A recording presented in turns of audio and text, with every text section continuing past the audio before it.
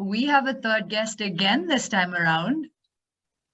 Yeah, I'm very, very excited for our guest. But without further ado, I will let Apurva introduce him.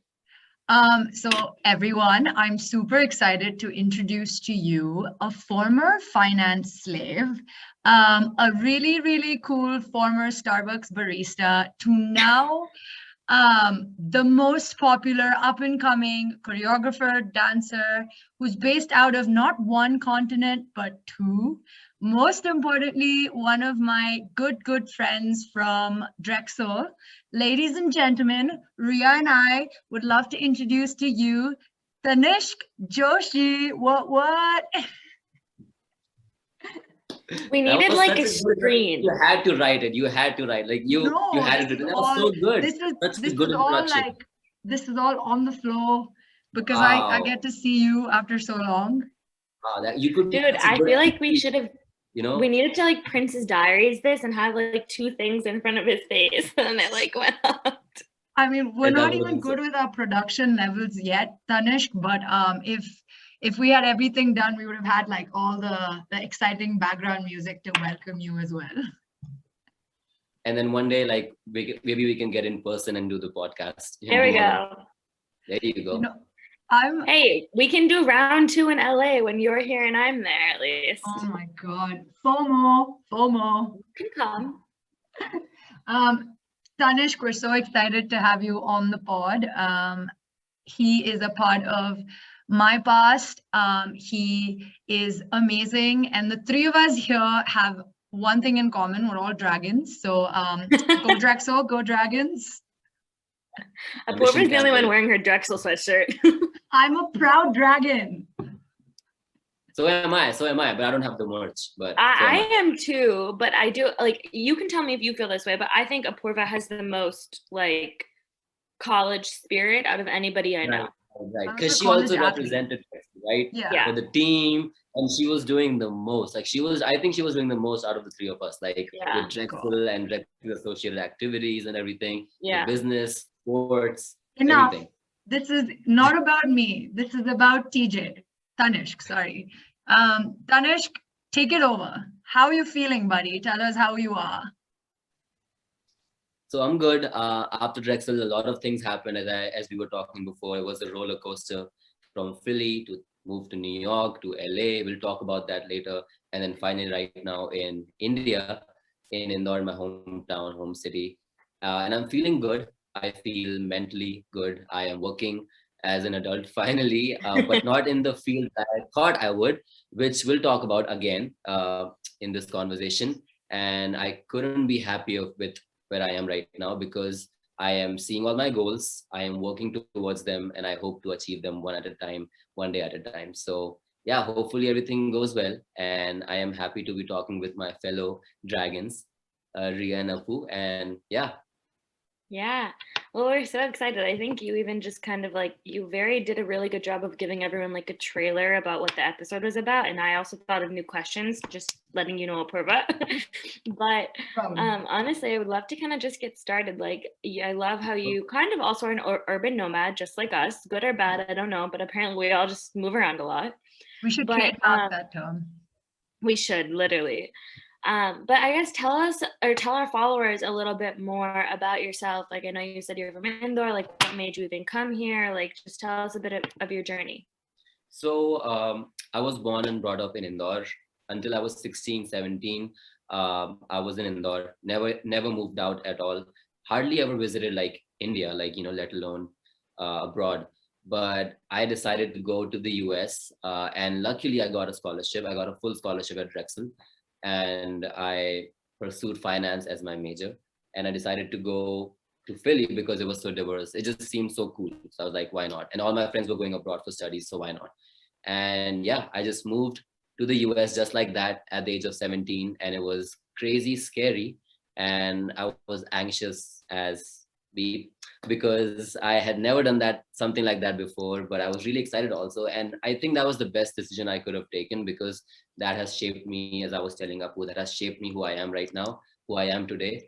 All the experiences I had, all the people I met, all the, just experiences shaped literally who I am right now. And it went from me being a kid, not knowing anything, not confident, to being this person who is now pursuing his dream, his, goal, and not scared at all. And That's just awesome. very focused, blinders on. So I think that was the best decision, according to me. I talk about it. I want to relive that moment so many times, but I know it's just, it's in the past. It's been done. It's been done once, and that's what it is. So yeah. You get to relive your past with us, TJ. We're all stuck in. I, maybe for a some good. reason, keep revisiting Philly moments a lot of times too. So Right. gotta I do that a lot. Even though, even though back in that moment, in that exact very moment, I didn't cherish it, but Yeah. now I do, because it has a long-lasting impact. And now I can see how and why. Like when I meet more, the more people I meet, the more I realize how much I have grown as a person. Wow. That's really funny because I don't really think I think of it that way. Which it's just like a very funny contrast. I think my more growth has been during my adult life post graduation, but I also like went very into college being like, this is what I want to do. This is where I want to be when I graduate. This is what I need. Like I was on like, this is what I need to do to get the right co-op. This is what I need to do to get the right job. So I was like very head down, like focused. So maybe that's why. I think Tanishq and I were the other commonality Tanishq and I have is that we're international students, right? So when Yeah. we move, the transition is so much bigger. Also, I just want to highlight, I think you're the first person I know who's gotten a full scholarship to Drexel. So I just need to like call that out for a second and be like, that's cool. I got a partial 75% scholarship, but that wasn't enough. Still. But I was like, no, I need 100%. So I applied for outside scholarships. Look at you go. And Taco Bell has a program called Live More Scholarship, based on the arts. And I used my dance, obviously. I gave interviews, I made videos, and they had like selection rounds. And on Skype, they were like, yeah, this and that. You got a $25,000 scholarship for 4 years. And that completed the rest of the 25% scholarship. So guys, it was like a combined effort. You should like write that down somewhere and post it on your Instagram for all those broke Indian students that are trying to move and trying to get that scholarship. That's genius. Dude. Hey, I'm just like, since you're bringing the dance history up, I'm just like super curious to know. And for context, everyone, Tanishq and I went to business school together. We were peer leaders in our second year, which means that basically you lead a bunch of cute little first year students as leaders. and Tanishq and I were the only two Indian kids from India in our class who were at this level. So I'd always stick with Tanishq, but he's always been the dancer of the group. Like he would always bust a move in front of everybody, have a huge smile on his face. We all knew he was the dancer kid, but I want to know, and I really want to know, Tanishq, how did you move? Like, I remember you talking about getting that big finance internship, wanting to go after all those interviews, to now you being a huge choreographer and a dancer in India and in LA. How did that happen? I really wanted to be like that, the financial analyst, like on Wall Street, work at Goldman Sachs. By the way, what Apu did for the co-ops, and I couldn't get in. I wasn't that smart, I guess. But so I really wanted to do that. And I did do that. Like for all my 3 co-ops, I worked at 3 different finance companies in Philly, in one of the cities, I don't remember, but I did do that job. And I really was also good at it, because as we were talking about the visa situation, Macquarie Investment Management in Philly also offered to like sponsor my visa. They were like, hey, we can help with your visa if you want the H-1B visa. But I had other plans. Like after working for about 2 years in the company, I realized that I'm taking like washroom breaks to go and dance there. And the CEO, CFO would just randomly walk in on me dancing, So I realized very soon that like, even though I am good at this, maybe my heart is not here and I need to do something that my heart really wants. So that's why, and that's when I decided to quit. And that's why my dream of like being that finance guy, aspiring financial analyst, as my LinkedIn bio said, from that to being like a dancer and like fully passionate and dedicated towards dancing. And that's when I made the move to New York, trained there without any income sources, trained in LA without any income sources, and then slowly and steadily started, working as an artist there. So I think question on my end. So did you graduate and you had a full-time financial job? So while I was in school, so what happened was you can actually talk to the employers, and instead of having breaks between two co-ops, my co-op was like an extended co-op. So even after the 6 months, I kept working there, but part-time. Yeah. Gotcha. So I would do classes after my part-time co-op, but that co-op was ended before the 6 months of the co-op was ended, and I kept working there as a financial analyst. I kept taking classes. I kept working at Starbucks also, and then I joined the same company for the next co-op.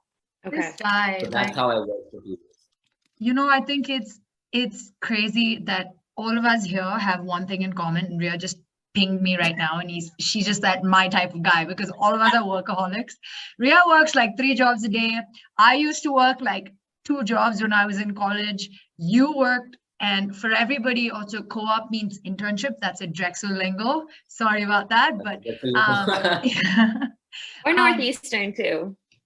Yeah, exactly. But Tanishq, for when I was in San Francisco doing my internship, he was in LA at that time, right? Tanishq, yeah.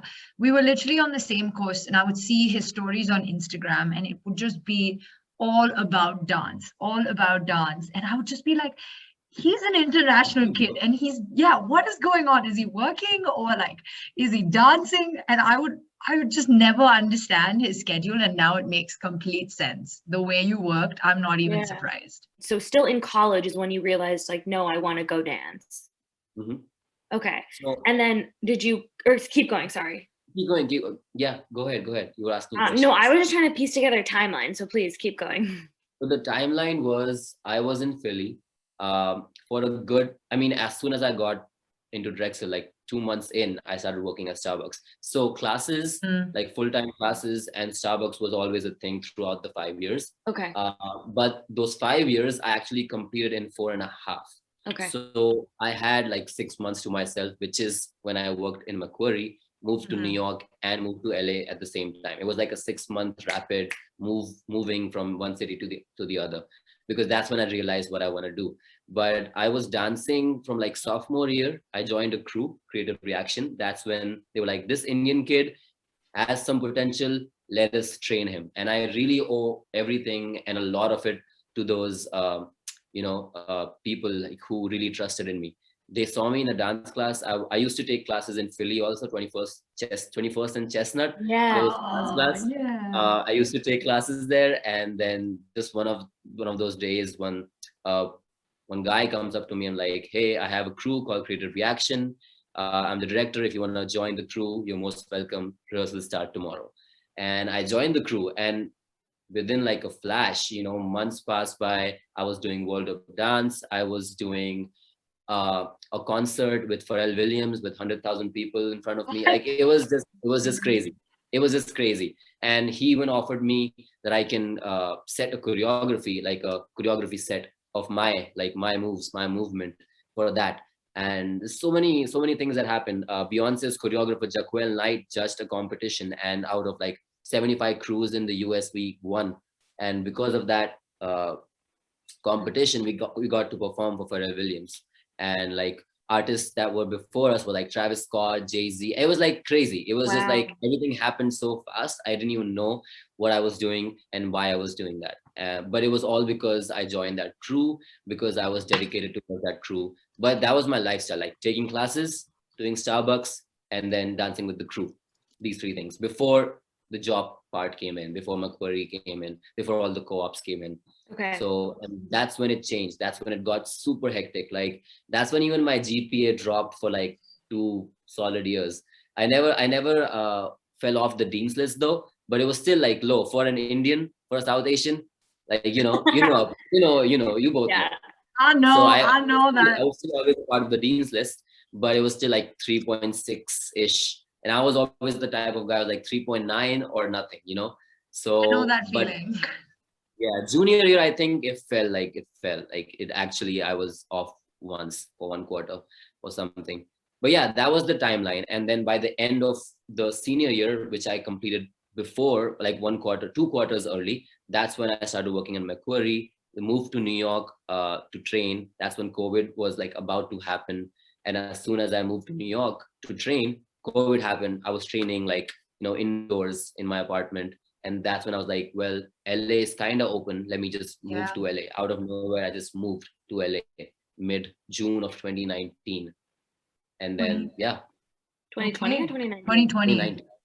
2019, 2020. Yeah, right. 2020, yeah. Man, but so you basically quit your job, your boring old finance gig, 6 a.m. to 6 p.m. gig, and you said, screw this, I'm Yep. gonna take the plunge and move to LA. Honestly, honestly, I didn't even do the 6 a.m. to 6 p.m. thing because I would go at 10 a.m. Oh my and God, I then hate just you. be free by 4. Like, because honestly, look, I did all of the stuff, all of the work duties and responsibilities that my manager was supposed to do, but she trained me so well. Like, my manager was so like, she was such a good teacher and such a good mentor. Like, I used to do everything like in, very quickly, basically. So all the productivity that I needed from the day, I used to do it in like a couple hours. And it was like hard, like, tech stuff that I wasn't even like well equipped with, like automation and like coding and all of that. But I would just like be on the internet trying to learn some languages and then give them something, and then they would love it, you know. And then that's why they kind of ignored the 10 a.m. late, missing meetings and dancing in the bathroom, all of that, because I gave them the Yeah. productivity that they needed. I actually very much kind of relate to that part of it. And one thing I want to like just like point out in the story, because I relate to this, like I said, is I think having a supportive team in whatever you do makes so Yeah. much of a difference that people don't realize at all. Like the way that whether it's your side job or like whatever it is, that those people around you shape you is really important. I want to know, and Ria and I also are very curious to know how your thought process was when you thought, okay, I'm just going to take the plunge. Did you think about it or did you just go for it? So for all the viewers, it's really important, first of all, to be true to yourself, because when I was working at that corporate job, I loved it. Like, it's not like I hated it. I was also good at it. I was getting good money, good pay, stable source of income. But was I entirely happy? Was my soul happy? Like, I would meet coworkers in the meetings and they're like, oh, I used to play baseball. I used to play XYZ, And I'm like, so why did you stop? And they're like, life happened and this and that. And that's one of the wake up calls, right? The second is when you actually follow your passion, like does your soul feels fed? I went to LA to take one camp. Like, I took like a week off from work. I was like, I want to go to LA, take a camp. I took that camp and I felt the most alive in that camp. I cried after classes, and I was like, wait, I want to do this again, and I want to do this again, and I want to keep doing this. I want to be in this environment until I die. So what am I doing in that job? And now the question is, do you leave that stable source of income? Do you leave this good opportunity for you to be in the US? They're sponsoring your visa that establishes you being in the US, or you switch up your career onto a completely different, that's unstable, that has so much of competition, and that might lead you to go back to India, not get a visa again, because artist visas are so hard to get. So but now that's where you have to see all the wake up calls and reality checks. Now you have to see what you actually and really want, and what you won't regret 10 years down the line. Like, if I can make all the money I want, I can do all the corporate jobs I want at the biggest companies ever, by hard work, obviously, and that's totally fine. Some people do have that passion, but where is my passion and what actually satisfies me and my soul? That's really important, because that's really important, because that will be my most happy self. And I would be happy with the money, with the stability, but will I be like, will my soul be happy? And that's what I kind of did, the cost benefit analysis. My finance guy in me did the cost benefit analysis, and even though there were so many pros and cons in either side, that's when I did that judgment. I was like, cool, I think I should do it, and we'll see where it goes. Because first of all, you have to trust in yourself. Even if you're switching the careers, the switch that you're making and the alternate thing that you're going to, you have to just be confident in yourself. You have to believe in yourself that this is going to work. There's no backup plan. There's no plan B, right? You have to make that plan A work. And that's what I knew, because I know I'm not talented. I just know I'm hardworking. So I know I'll work hard and make it work. Love that. Well, so you kind of segued me into a really good question, which when you're in this, I don't know if conundrum's even the right word, but like when you're in this decision-making process, I know one thing which is really hard is as we get further on in life, everyone's in different points of their life. Everyone's making different money. Everyone's going different ways in their career. And the path that you chose isn't exactly like the easy path. It might make your soul happy, but it's just like, it's the hard path. What did you do during that time? Like, was there any moments you had where you were like, shit, am I doing the right thing? Like where you saw other people maybe moving up the ladder or having financial stability, or how did you deal with that? Just because I was so content with the growth that was happening in me. I never thought about comparing myself or my situation or where I am, the status where I am at with any others, because I knew like my friends are getting married, my friends are buying cars, houses, but I always tell myself like it's okay, like you're in this path and you're doing the best, and as long as I know I'm doing the best, if there's any one hint that I'm not doing the best, that's when I would like kind of beat myself up and be like, yo, you need to do better, you need to train harder, you need to do more gigs, you need to be like, you need to grow as a person. But as long as I'm happy with myself and the growth, it stops me from comparing my path or my journey with someone else's. Because so many dancers, like they start at 25, 28. I started at 17. I never tell anyone, hey, I started late, because there have been dancers, there have been choreographers that have started at 30 and still made it. And there have been dancers who have started at 6 and have been saturated at 18 and stopped dancing. Yeah. So everyone's path is so different, and you'll meet, and that's what happens when you meet so many different types of people and different cultures and different countries, because then you realize everyone has a different culture, everyone has a different set, everyone has a different vision that they want to execute, and mine is different as well. So why not just focus on mine? Why not just actually put blinders on and see where I am going?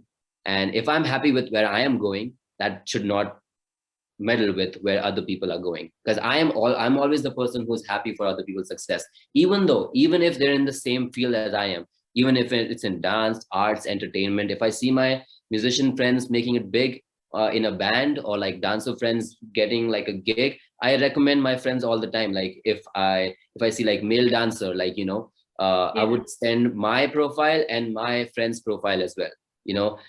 Paid gig, I would send my friend's profile. If it's like a female dancer, I would send it to all my female friends, because I don't want to grow as a person, I also want to grow as a community. So it's like it all depends on what you want to leave, what impact you want to leave. I did think about that when I started dancing freshly, freshman year.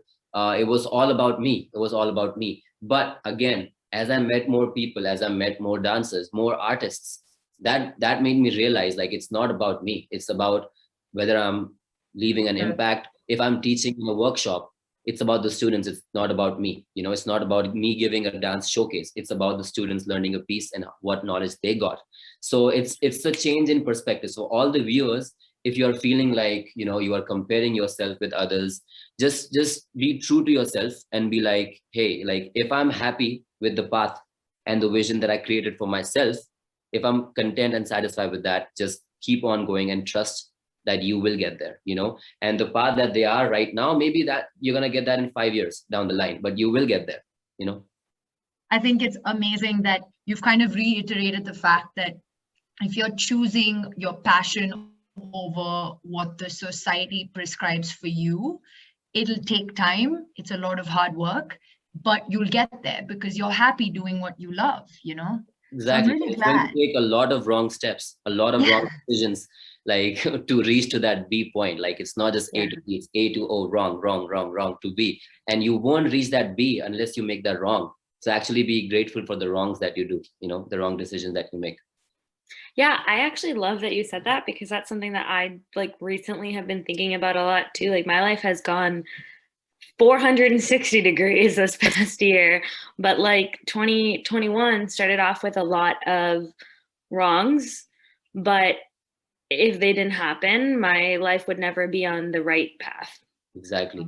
Like I watched Inside Out. It kind of goes, there's an animation, like animated movie. I love Inside Out. And that's when like I see like sadness is so important, because sadness will lead to happiness, will lead to joy. So it's also like the same analogy can be referred to like when you're making decisions. If you don't make a wrong decision, you won't get the joy of making that one right decision, so yeah. Yeah, that's true. I like the way you think. But also I think that segues us kind of perfectly into one of our next questions is, when you're making a drastic decision like this, like, you're trying to figure out whether you want to follow your passion or not, and it's unconventional, there's often a lot of other people who have a lot to say. How do you convince those people who are close to you, or how do you deal with that backlash? I always get this question after workshops, like because students in India are not the most financially secure. And to top all of that, they don't have the resources that I had in the US. I was privileged. I had, like, even though the scholarship and everything existed, still I had support from my parents. My parents were always, always supportive. And I am privileged in that sense also, not just financially. Like family support is also a privilege. And I was really privileged in that. And not a lot of students, at least in India, are lucky to have that privilege. So they always ask me this question, hey, like our parents are not in support of us pursuing dance as a career. What should we do? Like what I tell them usually is that it is hard for me to say, because I can never be in your position. I can never understand the financial burden that you have on your shoulders. So I would never even try to understand it. What I can say is what I did was, in the beginning, yes, I did want to pursue finance as my career, because that had the money, that had the, financial status. But at the end of the day, my heart was in dancing, and my parents needed to be convinced. Now, not through just words, but through actions. So what I started doing was all this creative reaction, the crew, Pharrell Williams, World of Dance, the Taco Bell scholarship, the Drexel scholarship, all was because of my dancing. Like everything that I got was because of the dancing, and the dancing, the skill that I acquired was through hard work. I was doing the job, I was taking classes, I would go back home, and after midnight, I would start freestyling. That's a term in dancing. That's when you like practice, basically drilling dance, like freestyling, doing choreographies, filming yourself, posting online, so you can maybe even get branded content online, so you can start earning from there. So I basically proved through actions that, hey, like if I work hard, I can make something out of this, and then slowly over time, gradually, even they started to realize that after like World of Dance and like people recognizing my hard work, some LA artists recognizing my hard work, people calling me to assist them for big songs or music videos, and me actually moving out of Philly, quitting the job, which was a major decision, which again, they supported me with. I moved all the way to LA. They were skeptic, maybe 1%, but that 1% is like obviously any South Asian parent would have. So that's totally fine. But as long as I proved to them that, I can survive with this art form, and this is like, I have a visceral connection with this. So please, before you say don't do this or don't pursue this, think about that visceral connection that I have with this art form, and the fact that I'm able to sustain and support myself through this art form. So a lot of people who make this tough choice of, changing or switching careers, being this dilemma, how to convince their parents, a lot of people talking about it.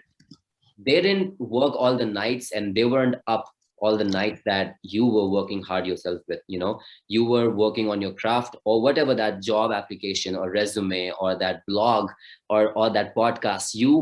Those people weren't the people who were working at night. You were the one, right? So if you really want to pursue it, you cannot let anyone else's vision hamper yours vision. So you have to, but family matters, right? make sure your family approves of it. Even if they don't, make them approve of it, show them what you have. And if you are really dedicated, you will work hard. And once every hard work will beat talent any day. Like if you work hard, you are going to get successful at it. You are going to get better with something that you are consistent with. If you are consistent, consistency is key. If you are repeating the same thing that you are doing for 10 days, the 11th day is going to get easier, right? So if you're doing the same thing again and again, your parents, your people, whoever are talking, they'll see first 10 days, they'll, make fun of you. They'll not approve of it, or they'll be like, hey, we're not sure if you want to pursue this. But once you keep doing that, and once they see you're doing something out of it, they'll be like, okay, cool. This person is not going to listen to anyone. And this person just is too adamant to actually change their opinion based on our opinion. So let them do what they're doing. And one day they'll regret it. Yeah. Anyone who never believes in me, I just have one thing to say, not to them, just in my head, they'll regret this. That's what I say to myself. And then I move on, they'll regret this. Cool. See you soon. See you at the top. I admire your confidence. Yeah, that's actually, I love that you said that, because my next question to you is kind of going to be about confidence itself. Like, how did you deal with mentally, how did you keep yourself stable and positive during a lot of this? Because you're just putting yourself out there like continuously, one after the other. And also even a lot of what you talked about, whereas it's like videotaping yourself, putting it online, just like going for it. How did you, besides following your passion, like how did you give yourself the confidence to do that?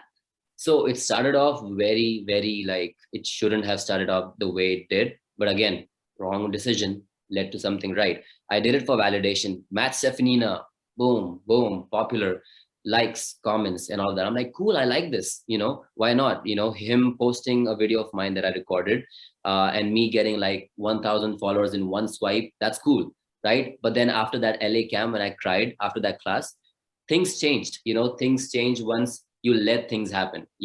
If you are thinking about it too much, you'll keep thinking about it. You have to just let it be. And after that camp, I realized that I actually love this thing and I shouldn't be doing it for what I'm doing right now. Okay, it's not just about the show, and it's also about feeling good about the body. I started feeling more I'm in control of my own body in dance terms. Like I had more control, meaning I was working out, I was taking more classes, I was doing choreography, foundations. In dancing, foundation is really important, as it is in a house structure or architecture, right? Foundation is the key. So I started doing and learning more foundations in dancing. And that showed me that I can improve in my dancing skill. And that growth became an addiction. Addiction is kind of a negative term. Growth became my passion. I wanted to grow, and I still want to grow, keep growing. And I want to leave India. I'm successful here. I'm doing all the camps that dancers dream of here. And I did that in like a couple months. But I want to leave all of this again. I don't know what's with me and leaving things and going to other places, but I want to leave this and I want to go back to LA when I'm a nobody, because that's where that's where I grow the most.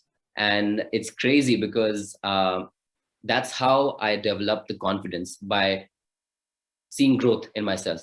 If I wasn't seeing growth, maybe I would have been demotivated. Maybe I would have been like, damn, something's not going right. But because of the fact, even COVID, I think I had the most growth in myself as a dancer during COVID, because that's how I was training back in Philly, back at Drexel. I would come back home from Starbucks with the crew. I would just freestyle at night in my house. I had like this curtain thing set up. I had the camera set up, just me, solo dolo, just like chilling, training. And in COVID, it was the same thing. I was training by myself.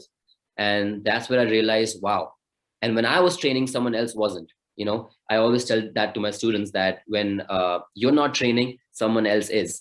So get on your butt and start training, So I started training even in COVID, and that's when I saw the most growth happening. And that's what I got very addicted to. I see growth as inevitable, and I see growth as just perpetual. It should keep going. You should never stop learning. You should never stop growing. If you stop growing, that's the worst thing that can happen to a dancer, right? A lot of people, a lot of celebrated, established choreographers in India do that. Once they have the fame, the money, the success, they stop learning, they stop growing. And that's what makes the difference between dancers out there in the US who have made an impact in the dance world across the globe versus Indian dance community who have made an impact in their circle, you know. So the growth, I think growth will lead you to confidence. So great that you brought up the fact of how you want to get out of your comfort zone and keep pushing the boundaries of your learning, because that's something both Ria and I stand by as well. Like, and Tanishq, we've spoken about this in detail even before. Like, I think the three of us, I like to put Drexel in the middle and say Drexel pushed us to do this, but no, it's actually our inherent lifestyle choices. But I think it's such a good takeaway for the audience as well, because for anyone listening, for that matter, it just boils down to hard work and constantly pushing the boundaries. We have to give Drexel some credit as well, because I think why I said, yeah, you know, about the growth during Drexel, you said after graduation, what I think introspected was during college, during Drexel, I met people like Apu, and then I would see her do so many things. I would see her push out of her comfort zone. I would see her do like play sports for the college, do like Goldman Sachs, and then she would be a peer leader, teaching assistant, and like so many different things at once. She would be so hungry for growth. Like she knew what she wanted to do and she would get it, right? Everyone knew who Apu was. She was that sociable person, like just talk to everyone, really cool, knows everyone, knows how to do everything, and really talented also at the same time. Yeah. So I think, and then that multiplied by 100. I saw 100 people like these on a daily basis, and hardworking people at Starbucks, and you know, workaholics at my corporate job, and artists in my crew. So all of these people, like maybe Drexel, or maybe it was US, or maybe it was Philly, whatever that was, the experience of us getting out of the comfort zone led me to like keep going out of my comfort zone. So that one first push actually led to the domino effect of the other pushes in the future. So that's why I'm really grateful. No, I think that makes a lot of sense. You know, I was also just thinking about it right before you were talking, ironically, but the one thing that I don't think a lot of us acknowledge about Drexel is like, I mean, it is hard. Like, it is not a regular college. Like it's not, you go in, like you hit the ground running. Like we have 10-week terms, but it's back to back to back to back, and it's nonstop. Like you enter freshman year and you don't stop until you graduate, and then you graduate and you hit the ground running with a corporate job. That's exactly like that hits the spot, because we're making so many decisions, and as a 17, 18, 19-year-old kid, you know, and that too for so many years. And to take what classes to take, and you know what co-ops to land, it was so hard. And even though we had assistance from like the Drexel peeps, the resources, basically it was us who did everything, basically, right? I also they helped a lot, but not really. Yeah, go ahead. No, I was just going to say, just to add to the dimension of it, right? Like, and the three of us are like type A kids, right? We're going to go after it regardless of who says no. But Tanishq, you and I think Andrea knows this too, because I've spoken in detail to this about her. The stakes are so much higher for international kids who are trying to, you know, you spend X amount of dollars to move, you're trying to establish your career. And then you have people like Tanishq who are just like, screw all of this. I'm just gonna flip the switch and do something else. So like, it's not easy. And I think that's where I'm going to give you, and both Ria and I are going to give you like all the credit, because what you did is very inspirational for everyone. I mean, they would have expectations of you and from you in anything that you do. Before I was expected to work a finance job, right? Now I'm expected to hold that South Asian dancer in LA responsibility. So they're going to expect from everywhere, anywhere that they can. What you can do is like literally do you do you, and people are going to expect from everywhere. Like at Drexel, people were like, oh, you have to like land, or international students have to land a good finance job, earn a bunch of money, you know, and then get the H-1B visa, get sponsored by a company. That was the path, right? That was the path. Get a job, get sponsored by a visa, and then boom, boom, boom, boom, establish your family, and this and all that. But I'm like, no, F that, I'm going to do what I want to do, because regardless of where I am, people are going to expect the same. People are going to expect more from me. But what do I expect from me? That's what matters. I think it's also kind of funny because, and I kind of heard this through the grapevine of what you were saying too, but I feel like every time you get to that goal that you've created, or we think like almost like we created like with the society or people around us, you get there and you're like, nah, wasn't my goal. Exactly. There's something else waiting. Yeah. Exactly. That was us. Like literally all of us did the same thing. Subconsciously, we did the same thing. I was like, yeah, we are here. We did that, been there, done that, but no. Yeah, it's like you climb the top of the mountain and then you look around and you're like, this is it? This wasn't fun. Never mind. Let's go higher. That's why you have to keep climbing the mountain. There's no top. Yeah.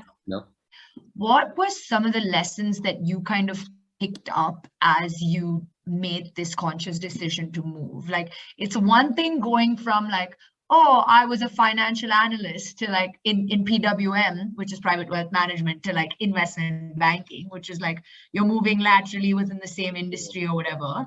But it's another thing going from finance to a fine arts sort of a job. So I want to know, what kind of lessons did you pick up over the course of your time? That's a really good question, Apu. Like, that's a really good question. I think instead of lessons, I picked up so many like major takeaways from even my corporate job. Like whatever I do as a dancer right now, whether it's investing or making like decisions financially, or the way I just operate in the dance field as a dancer, choreographer, as an image, and it has to take from a lot of things that I earned, like from the job, from college, from working at Starbucks. So the major takeaways was like treating people nicely, and your work ethic. And maybe I couldn't have gotten that from just pursuing dance as a career. I had to go to college. I had to go to that Starbucks job for 5 years, deal with customers every day, know how to be polite with them. The reason I think why I'm polite right now is because 5 years I was trained to be polite. Customer is always right. I have to make coffee if they don't like it. I have to remake it. I have to do that meeting on time. I cannot be late on time. I cannot be late for meetings. I have to answer to my mentors. I have to answer to my manager, my supervisor. All these responsibilities, all these skills, all these traits is something I acquired from doing that job. So that would be the most important thing, which I now use as my inherent trait. But it's not an inherent trait. It's an acquired trait from all those jobs that I did, all the experience that I had, and all the people I met. So definitely thankful and grateful for every experience, every person, every soul I met at Drexel, or the job, or that crew, or the concert, or anywhere. Even right now, we can go on and on with the experience I had in Mumbai. Different experience completely. But yeah, major takeaways are all the life lessons, the key life lessons from treating, like before being a good dancer or an artist, be a good person, be a good human being. That's the major takeaway from anywhere. If you're a good person, good human being, you'll go farther in life versus if you are mean and rude to people. That's the number one thumb rule. Be a nice human being. You'll get into doors that you wouldn't have imagined you will get into just by being nice. Literally, like, my mouth just drops every time TJ talks. I'm just like, I love you, Tanishq. I love you so much. Okay, Tanishq. I think we're curious on this as well. What is Tanishq Joshi up to these days? Like, how does his day look? What's the future looking? Hit it. After I got back to India, 2 months, I just chilled, super chill, wasn't doing anything. COVID times, obviously, quarantining, the same old Ludo, playing games with family, having fun, the much needed family time that we all needed, I'm pretty sure, because that was snatched away from us for 6 years. Not really snatched away, because we were there for a reason. We were sacrificing this family time and quality time to gain that perspective and experience that I really needed in life. But now that I had the time, I spent all my time with family and friends and chilled for that 2 months. Then I made the move to Mumbai, and everything changed. Like, everything changed because now it's an era. Like it's a start of an era. I was at Drexel. I was a kid. I was 17. I didn't have to care about anything. No financial stress whatsoever. I'm working. I'm paying for my dance classes where I'm working, and the work is kind of chill. I'm still a student. I can make mistakes, and no one will give a shit. But now, as an adult, as a 23-year-old who is not doing that financial, corporate job, now I'm in Mumbai. I have made the contacts that I made during COVID. Literally, COVID is when I started, as I told, I started growing the most. And that's when people in India started to know me as a dancer, because now no one was doing anything. They were always on Instagram, but I was doing something all the time, right? So I was like, look at me, look at me, look at me, I'm doing this. So I was kind of showcasing whatever I had, whatever I was training in that 5 years onto that 6 7 month period. And that's when people started knowing me. I was doing competitions online, I was teaching online, I was connecting with people via Instagram, Facebook, LinkedIn, online, all the dancers, all the people who are like big choreographers in India. And i would I would say for sure that it was a privilege that I got to learn from like big established choreographers and pioneers of dance in LA and in New York. And that gave me some kind of credibility and authenticity when I was talking, or when I was just present, which I think is also because I also worked hard, because there have been people who have came to LA, learned from all the OGs and gone back, but weren't able to make that impact. But now when I was talking to people in India, dancers in India, they're like, oh, you're in India. Well, we need to get busy. We need to start working. You need to start working. And that's when I made the move to LA. And now it was completely different, because people are completely different. Now we are in India, dealing with Indian people. And why I say that is because when it was my stage to learn as a kid, I was in the US. I was facing different problems. I was looking at racism. I was looking at very different problems than versus what was happening in India. In India, it's completely different. I was used to growth. I was used to celebrating other people's success. I was used to making friends. I was used to working hard, being consistent, and everything that was positive, right? Hardly any negative things. But in India, now I have to navigate through all the new experiences that I'm going to get, right? That will hopefully help me in the future. But yeah, all these experiences were kind of overwhelming because I had to go through it alone. Back then I had the support of this college, college friends, school parties, cool, all these faculty, all these people trying to mentor you. So I had this level of independence and freedom. But here it was like I am in the actual real world, and I know what people mean by that now. Like you're in the real world now, because now you don't have a backup plan. You don't have college to fall back to. You don't have, okay, I have class tomorrow to go back to. It's like work life balance. You got to balance it now. But my work was my life. Like my dance is my life. So now I have to balance this life. And it was really hard because I was meeting so many different kinds of people, and I wanted to be the person who talks to everyone, who's sociable, who can accept anyone, who can be brothers with anyone, who can just like gel with anyone. And then you're my bro, you're my homie, you're my G, what's up, G? But that's not how it works. I realized that very quick. And without even me talking to certain people, like it got super negative, because now this kid from LA, from wherever he is coming to this land where I'm supposed to be thriving and is getting all the gigs that I'm supposed to get. Boom, let me take him down, let me pull his leg down. And then I realized that very soon, the real world.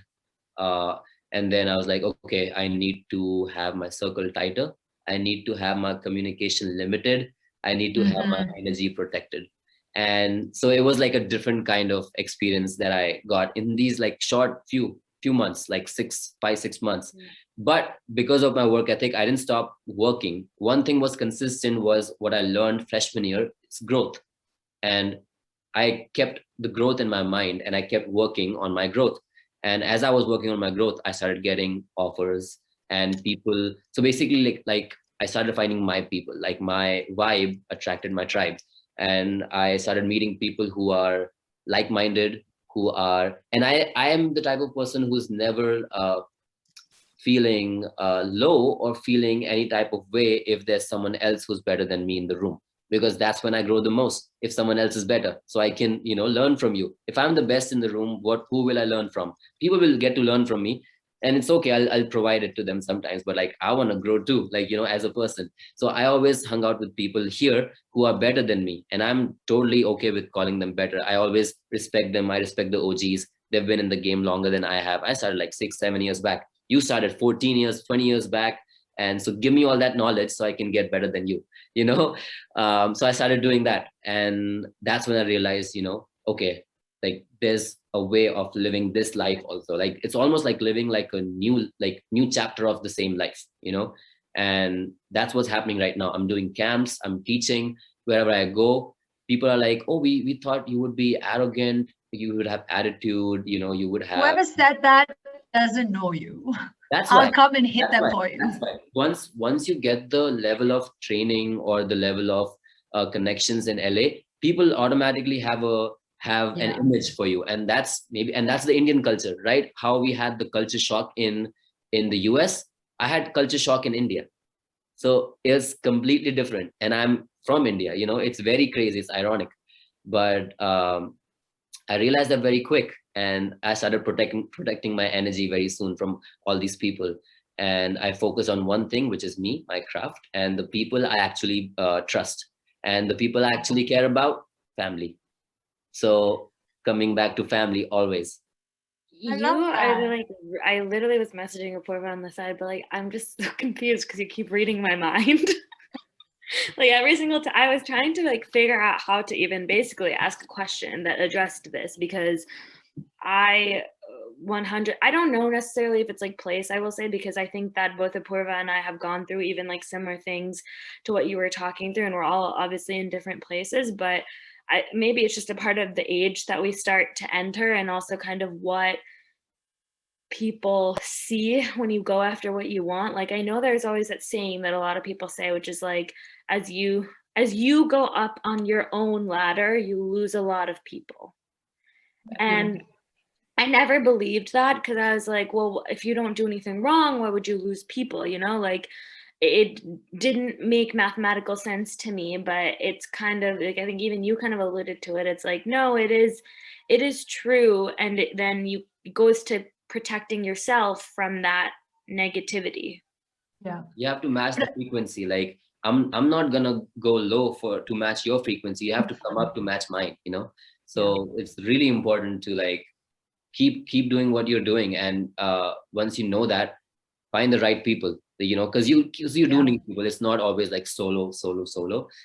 You have to grow as an individual also, but as a society also, you have to bring your people up as well. Like think like you can eat, just like not at my table. Like I want you to grow, and I want you to succeed as well. Just not within this bubble. Like there's this limited to certain people only. Can you talk a little bit maybe about like the mental process of going through that? Because it is also like a very painful process when you're already putting yourself like in a, not painful, but like on a hard path, and continuously pushing and pushing and pushing yourself to grow, and also having this kind of happen parallelly. Wow. Yeah, it's definitely like a tug of war between the two, because you want to grow, but at the same time there are people who don't want to see you grow, right? But you're working, but some people don't want to see you working. So it's kind of like, I'm still like, currently as we're speaking right now, I am figuring this out. I am still figuring it out, because I'm doing camps on one hand. I trust some people, but every other day I get to hear new things. I get to hear new opportunities that would have been mine, but is not, because some people don't want to see you win, right? So it's like very challenging, and you cannot let it get to you. Because how I know that? Because I did let it get to me. I would come back home, my mom would be like, "Are you going to cry?" Like, because my face would just be like, would have so much pain, like would have so much, almost like feeling of betrayal. It's like heartbreak. It's heartbreaking. And my friends were like, "Your vibe has changed, bro. Like, what has happened to you?" And all I would talk about is negativity. And then I realized, wow, that moment when Ross and Janice in Friends, Ross and Janice like, "So I annoy you, You.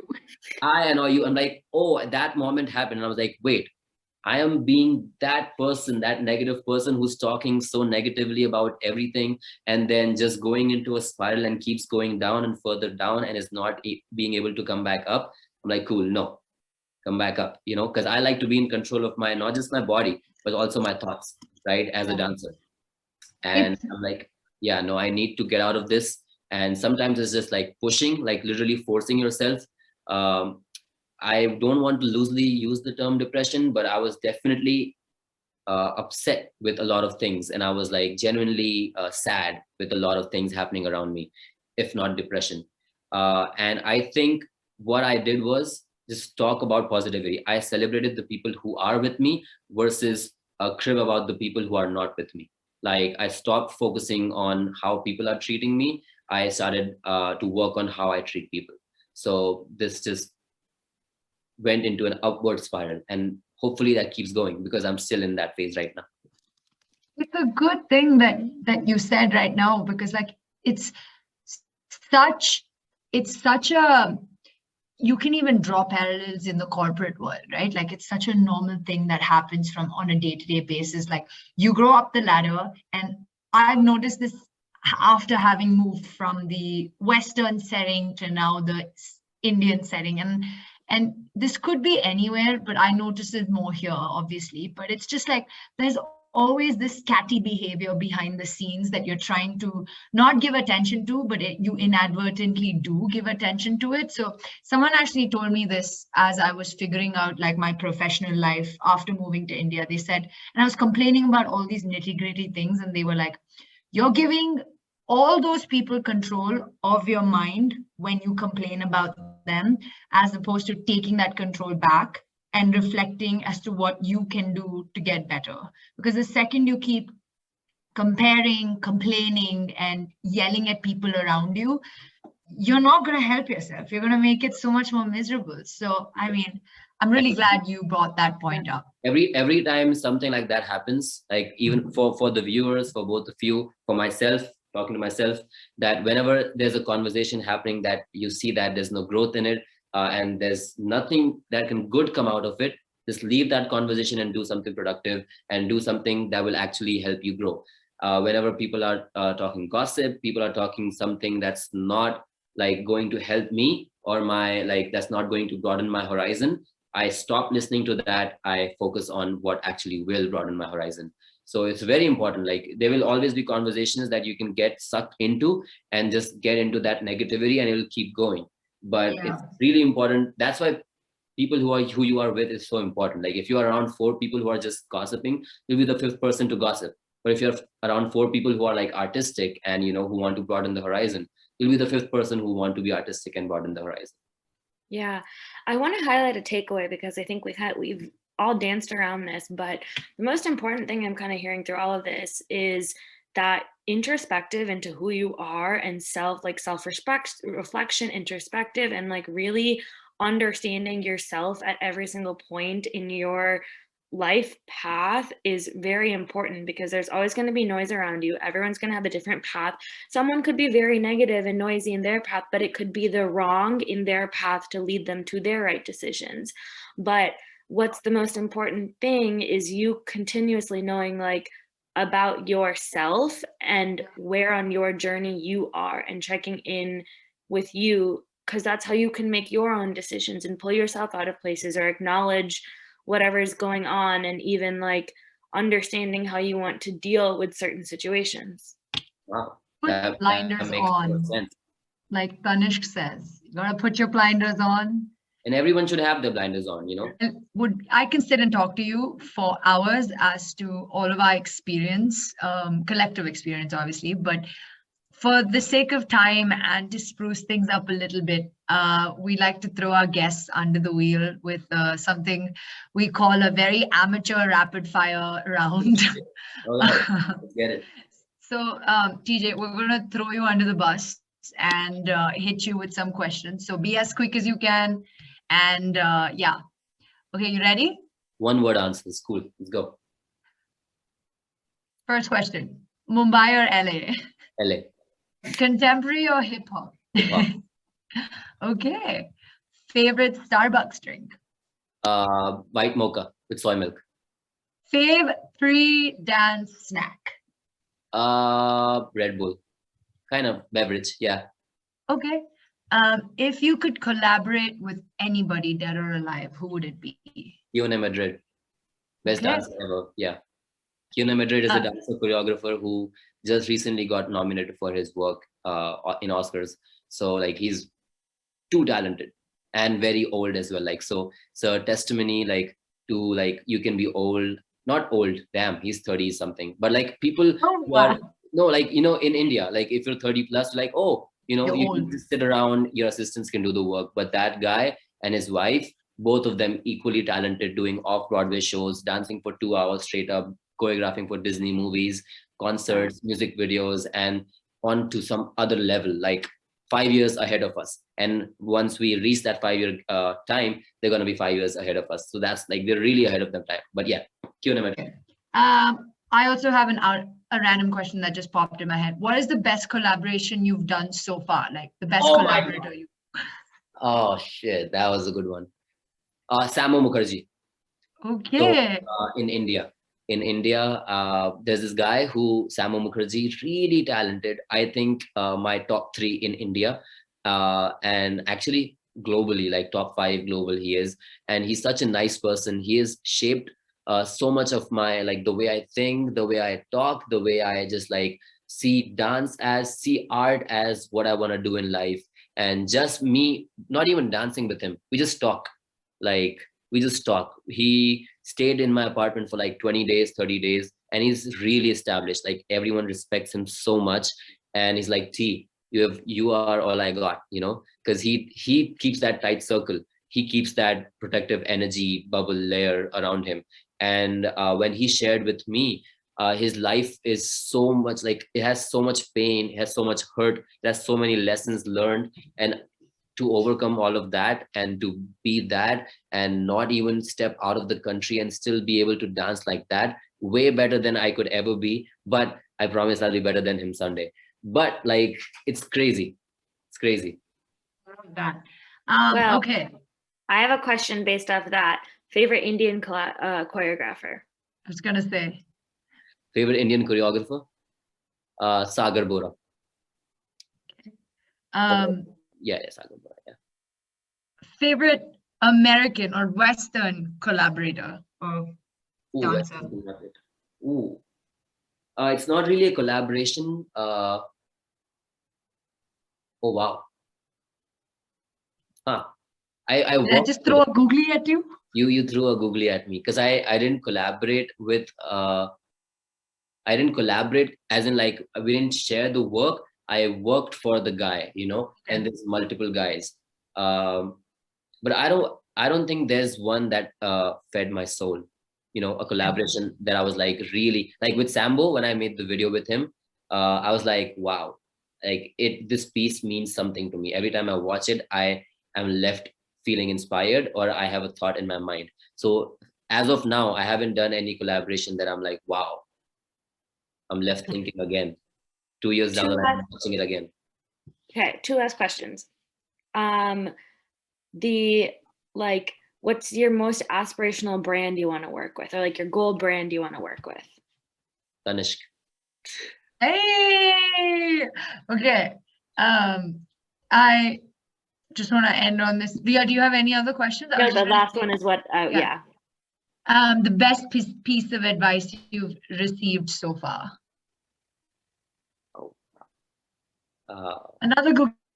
Yeah, I always think about this. You have to celebrate your defeats because defeat is what will lead to successes. And there's beauty in struggle and ugliness in success. That man. Whew, that was deep. That's deep. But with that, TJ, Tanishq,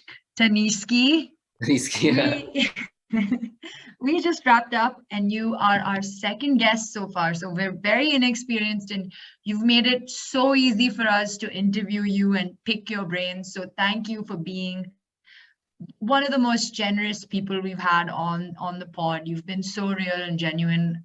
I have I have goosebumps in my body just knowing how much you've gone through and how much you've shared with us. I'm really fortunate to know you, and I'm sure Ria is too. Like, this is Thank you awesome. so much. Like you two are like really good listeners, and more than you also, more than the viewers, I think I needed this as well, because every once in a while everyone needs like a check-in moment, like reality check moment. Like, okay, this has happened, it's time to move on. Like, oh my God, yeah. Next checkpoint now. It's needs to happen. so easy to forget like the journey that you have come on when you're always looking for growth, when you're like pushing yourself harder. You don't realize what you've already accomplished for yourself. Always remember to check in, guys. Viewers, check in. That's another takeaway. Hey, we established our 3 takeaways. Yeah, look at that. Well, thank you, TJ. Thank you, Ria. Thank you, Apu. Thank you so much. Thank you. It was so great meeting you. Same, likewise. I hope to meet you all soon. Like, we can party. Yes. Maybe. Yeah. I'm gonna run to Mumbai before you leave. Ooh, done. Let's make it happen. Or you come visit me. Yeah, I want to do a workshop in Hyderabad. So very, very soon. I'll hit you up. Yeah. I'll be that idiot dancer at the back, like, woo! I'll make you do a solo then. There we go. No. I'm a fan of this. I'm a huge proponent of that. It's a challenge. But anyway, thanks so much, Tanishq. Thank you so much. To everyone listening, please make sure to like, share, and subscribe. We'll see you the next hump day. Thanks, guys. Bye. Bye. Okay. Just stop recording.